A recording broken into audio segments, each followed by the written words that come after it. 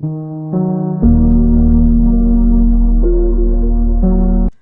guys, White Witch 110 here. I was going to craft, but I really don't feel like it. I'm starting to feel like I'm getting cold again.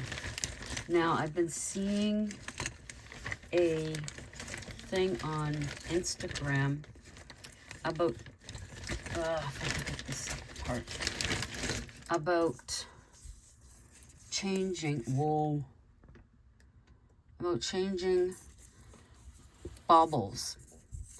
Now they're using the clear ones from your Dollarama or your Dollar Tree. But I had these from work for the tree. Now they're using these and making them look like they're velvet. Now with the paint, they're putting baking soda, covering it once they painted it. And I'm wondering if I use the Mod Podge on this and then put the baking soda, if I would get the same effect. In theory, I think it should be, because it's just something wet and then you put the baking soda on it. You let it dry and then you dust off, or use your paintbrush, dust off the excess, and then it's supposed to leave that look. So I want to try that. If it works out, those will go back to work and go on the tree. Then I was wondering if it would work on the wooden snowflakes. I love these. They are at the Dollar Tree for $3. And it says here you get 9 ornaments. I loved using these last year and was so overjoyed to see they had them again this year. And I will check a couple of more times, and I may get a couple of more of these because I really love them. Maybe I'll just go and buy them all. But yeah, what else did I have to say? I'm going to read tonight instead, because I just don't, and my bony spur is driving me crazy. I have new boots and it's just not cooperating with that. And now neither is this stupid thing. Yeah, so my foot's pretty sore. But I figure I'll give a read instead of a craft, even though my throat's kind of scratchy. Now this story, it's just going to be part, because I'm still working on it, of course, as always. If anybody remembers the cabin, I believe we left the story with Scott and Abigail together. I haven't really thought of it in a while, and then I started thinking about it again. And what I'm going to read you is what I've come up with so far. So let's get into it. Emotions ran high. A glance in his direction became overwhelming. She needed to back away. There was a profound sadness she hadn't anticipated. 3 years had gone by quickly. Somehow she made it through on her own. Now here she was, and there he was. Scott's wife was also there. Her history with this woman was far from positive. Abigail kept her distance. A list of songs he sang tore at her heart. They were songs written for her. Now he was singing them to Sally. Abigail stepped away from the auditorium. She found a quiet place in a green room. Everyone else was out there. She sat, blank-faced, staring at the screen set on the wall.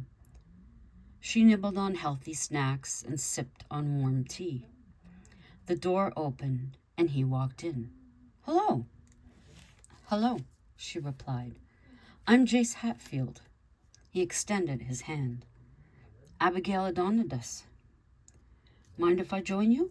It's madhouse out there." "No, of course. Have a seat." Nice to find peace and quiet," she agreed. Now they both sat staring at the screen.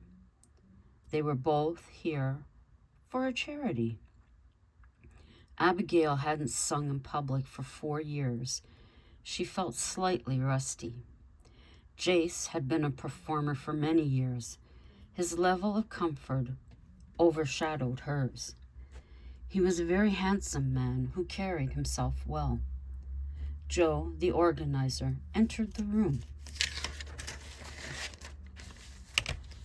Just the pair I wanted to see. I have a suggestion, or rather a favor.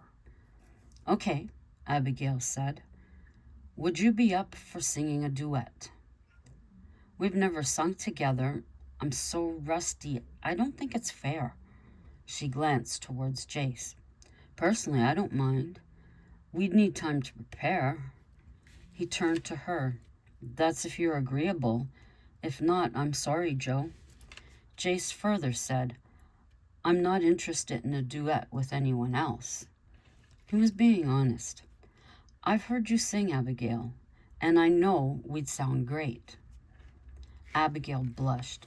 Thank you so much. Let me think on it. Joe agreed and hoped for an answer by the end of day. You're nervous. You're nervous? Jace asked. Yes, Abby replied. You shouldn't be. There's nothing wrong with your voice, honestly, Jace told her. You're actually considering a duet? She asked. Yes, he simply answered. How could she say no to this gorgeous man? I'll let you think on it.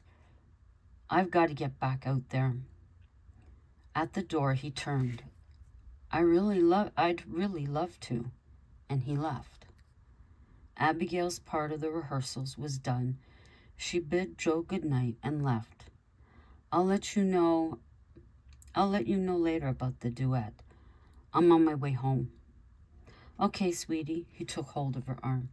I admit I was never a fan of yours, but I can see now the difference you made in him. To be honest, he should have stayed with you. Abigail gave Joe a hug and a kiss on his cheek. Thank you, but he's found his home. She turned once more and left. Jace was ready to go shortly after she had left. Hey, Joe, he called out, where's Abigail? She left a half hour ago. Why? Just wanted to know if she had made a decision. What decision? A familiar voice inquired. A duet, Jace informed. Scott looked surprised. Sally will go mad. Mad about what? His wife came to his side. A duet, he replied. I'd gladly sing with you, darling. She hugged his arm while spying Jace. No, Abigail, Scott said. Over my dead body. Joe, why would you even ask such a thing? Slow down, the both of you. The duet is Abigail and Jace. Joe pointed to him. I'd never asked one from Scott. I should hope not, Sally jumped in. Jace, I'll call you with her answer, Joe said, shaking hands. Cool, see you tomorrow. Jace glanced at the couple. A nod of his head, he left for his car. In the comfort of home, Abigail gave Joe a call hours later. About time you called, Joe laughed. I've been waiting. The answer is yes. Joe thanked her and got in touch with Jace right away. Great news, I can't wait, Jace replied. The following day, Joe knew the song he wanted. Abigail had sung it before and done an amazing job. Thirsty, he informed them. I gave this a lot of thought. It's perfect for you both. Abigail had flashbacks. She had sung it with Sage and Scott. Joe seen her reaction. Please, Abby, you do a fabulous job of it. Reluctantly, she agreed, then took a seat at the back of the auditorium. Jace came along the row, taking a seat beside her. Hey, if you really don't want to sing, you don't have to. He was taking this personal. It has nothing to do with you. Abigail looked at the ground and took a breath. I love the song. I've sung it with both my exes. She felt exposed. Oh, that's a good reason. Is there another you'd agree to? Joe wants thirsty. I need to suck it up and sing it. She turned to Jace. I'm sorry. I understand. Songs hold meaning. I'd be the same. If you're sure, I'd like to get some practice in. Abigail smiled. They made their way to the same green room. Scott and Sally were making their way to the auditorium. He stopped, motioning her to be quiet. What? She asked, irritated. He moved towards the green room door. Of course, he knew it was Abigail's voice, but who was with her?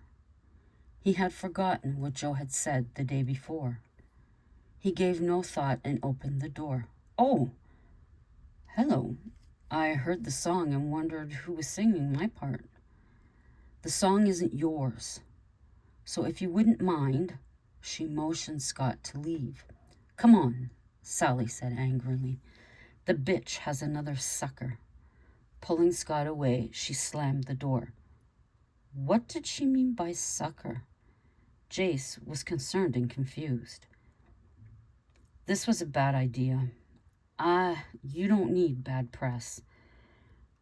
With that, Abigail walked out of the room. Jace sat wondering what had happened. By the time the encounter sunk in, she was nowhere in sight. Jace found Joe and inquired as to her whereabouts. She came to me saying she wasn't well. I suggested she go home. She didn't look good. Jace caught a glimpse of Scott. Anger registered on his face. Joe glanced in that direction. She wasn't sick. Something had happened. Tell me. That guy and his girlfriend came into the green room we were in. Jace relayed the details. That fucking bitch. She's always been a problem. That's why I divorced her years ago. You were married to her? Yeah, unfortunately. Now she's married to Scott again. Again? Am I out of some loop? Should I know about it? Jace asked. Joe relayed the history behind it all. And that is why we are at this point. Look, Abby is a sweetheart, and she's been treated like shit. I need to speak with them. Here's Abby's number. Call and see she's all right. Let her know I'll phone later. Joe slapped a piece of paper in his hand. He stood open-mouthed. Guess I should call. He put on his coat and walked outside. I better call. He dialed. Hello? Hi, Abigail. This is Jace. Joe wanted me to call and see how you were. He told me everything. There was silence from her end. He's talking with them now. Still silence, then a sniffle. Abigail, you all right? I'm fine. I understand if you changed your mind. She sounded depressed. I haven't. Why would I? So much drama. I don't believe your career needs this. Each word was hurting her to say. But why? I'll decide that, and I don't care what is said. The duet is still on. I'll tell Joe it's a go, or you can when he calls you. She left it up to him. Much later, Joe called. I laid it on the line, especially with her. There won't be any further problems. How's Jace, really? She asked meekly. He's good. Looking forward to the duet? He thought for a moment, then decided to say nothing more. You get some rest. I'll see you tomorrow. Abigail peered out into the dark. The only light illuminated small white flakes. Winter had arrived. She hated driving in the snow. Joe arranged for a driver to pick her up. "Thanks, Joe," she said, shaking the snow off her coat. "Jace is chillin' in the green room." "Joe, could you add another duet? I'll gladly give up a solo." "What were you thinking?" "Don't laugh. Baby, it's cold outside." "You got it." Shyly, she opened the green room door. "Hey, thanks for the call last night." Jay straightened up in the chair. "No problem.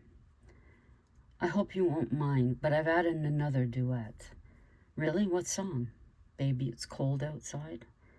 "Perfect for today." "How was the drive in?" he asked. "I hate driving in this weather. Joe got me a driver." "I mean, I will drive in it if I have to. After all, I am Canadian." "Never bad weather like this in Florida." "I got used to it in New York," he said. "Do you think you'll enjoy living here?" "So far I do. I'm looking forward to the next year." That made Abigail feel good for some reason. After many rehearsals, it was showtime. The snow had been relentless, and Joe worried the night would be a flop. But the draw of talent brought the people out. "It's a sellout, even with this weather." He was overjoyed. Abigail had dressed in her black fitted jeans. She wore a loose-fitting button-down white shirt and black heels, of course. Jace wore gray jeans, a white t-shirt with a red and black checkered button-down shirt. Runners finished the outfit. "You look great," he told Abigail. "You look fabulous yourself," she returned the compliment. They were now on stage. Joe watched from the audience. There was a connection between these two. The way they gazed at each other. Both songs left the crowd wanting more. "That was amazing. I need to get you two into the recording studio." Joe couldn't hide his excitement. "I'd perform with you again," Jace told Abigail. "Same here, but Joe, you know where I stand on that." In regards to the recording, she reminded him, "Let me think about it." "I'd enjoy recording with you," Jace said. The concert was over. It was now time to celebrate. The party was being held at a restaurant nearby. "Well, Joe, I think I'll call it a night. Can you call the driver?" Abby asked. Sure you don't want to come for a bit?" "Jace is going." He smiled. "And so are Scott and Sally." "No, thank you." Jace joined them. "You coming?" he asked her. "No, she's going home," Joe answered for her. "I'm calling a driver." "I can drive you. Just give me directions," Jace said. "No, you go to the party." Joe left them to figure it out. "I don't feel like going if you don't." "You were the only reason I was going." "You sure?" she asked. "Yes. I enjoy your company." Abigail felt her face flush. "I like yours too." "All right, let's go." She gave him directions. Snow was still coming down. They talked about him living in the city and Scott. Turning up her driveway, she was relieved. "Wow, this place is nice." "It belonged to my uncle. My dad lived in the apartment above the garage. They've both passed away." "I'm sorry." "Thanks. Now let's get inside." She slid out of the car. Inside, they removed their coats and boots. "This is a real cozy place. Do you use the fireplace?" "Yes, guess I should start it. Take the chill out." "I'll do that." He picked wood from the pile. It didn't take long to get it going. "That feels good. Would you like a beer while I make us something to eat?" "Sure. I'll grab it," he said. In the fridge. He walked over to the stove. Cheddar and broccoli soup, homemade. She felt the heat from his body behind her. Smells great. Can I help? No, I'm good. Go take a seat, she told him. They sat at the dining room table. It warmed their insides. That hit the spot, Jace said, placing the bowls in the dishwasher. She glanced out the window. Jace, it's really coming down. He came up behind her again. Guess I should get going. No way. You can't drive in that. You don't know the roads. Listen, I have a guest room. You can use it. She took him upstairs to the room. This is it. It's a nice room. I should have stayed here. The hotel isn't nice? Oh, it is. I really look forward to getting an apartment, he told her. I have the empty apartment above the garage. It's furnished. It would be nice having someone around. I might take you up on that. What would rent be? You would pay your hydro and internet. I wouldn't charge anything. Basically, it's yours. This fact appealed to him very much. He'd be able to save a lot of money. Think I'll take you up on it. When could I move in? Any time. It's empty, Abigail said. She was excited at the prospect of Jace being so close. I'll grab my things tomorrow if it lets up. Sounds great, she said. It's late and I'm tired, so I'm off to bed. Sorry to be such a spoilsport. Hey, no problem. I'm at that point myself. Oh, and I don't sleepwalk in the nude. He knew he had cut her off. He had caught her off guard. Only joking. I wear underwear. Abigail waited. Still joking, he said with a laugh. She joined in. Behind her bedroom door, imagination took hold. She reminded herself quickly. It wasn't good to do this. It was too late. She did want him as more than a friend. So was it wise to have him live across the driveway? What if he brought some woman home? How would she react? But then, how would she know? Simple, Abby. You'd be staring out the window, waiting, she told herself. Jace sat on the bedside, thinking over the past few days. He couldn't help but smile. He was interested in her. The past didn't matter to him. Everyone had one. Age. There was a difference in their age, but he had never thought of it till now. He was comfortable with her. Everything came naturally. His friends, they may laugh or call him desperate. Then again, he would be living up here. They'd come to check her out. He then stopped his thoughts from traveling and slept. He woke in the morning to the aroma of fresh pancakes and coffee. Hey, sleepyhead, she teased. I hope you like pancakes. Love them. Help yourself to coffee. Abigail motioned to the pot.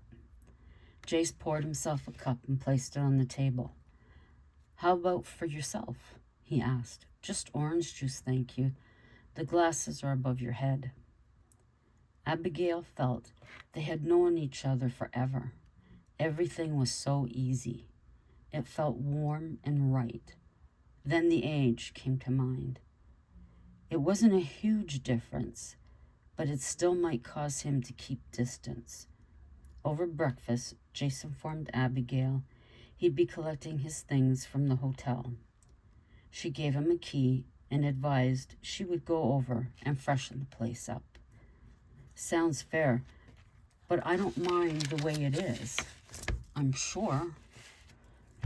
Either way, I'll feel better freshening it up.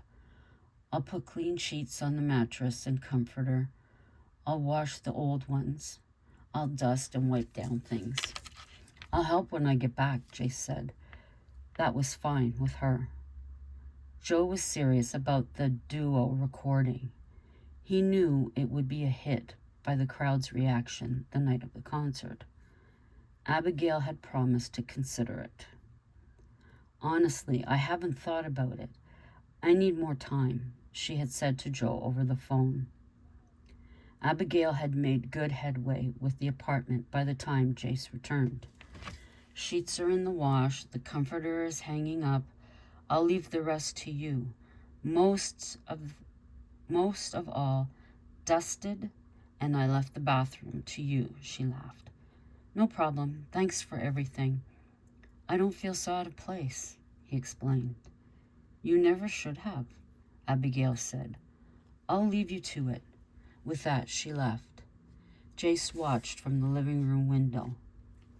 He watched her run across the driveway, catching herself as she nearly fell. And that's where I've left it. So I hope you enjoyed the continuation of a story that began in the 80s. It just hits me when it hits me to write it. I could be listening to Alfie, and it just, okay, I gotta write. So anyways, so my throat's getting a little worse for wear, so I'm gonna close off now. It is cold here. Winter has arrived. I absolutely hate it, and we're only 2 days into it. With wearing t-shirt, heated vest, fleece jacket, winter jacket. Tonight coming home, my leggings plus my other ones, I got from Temu with the lining and the boots, and it's too much. Putting the coat and all that on one hanger and putting it into the closet was pure torture. It was so heavy, and that's what I hate about it. So anyways, that's my bitching for the evening. So take care, and until the next time, ciao for now.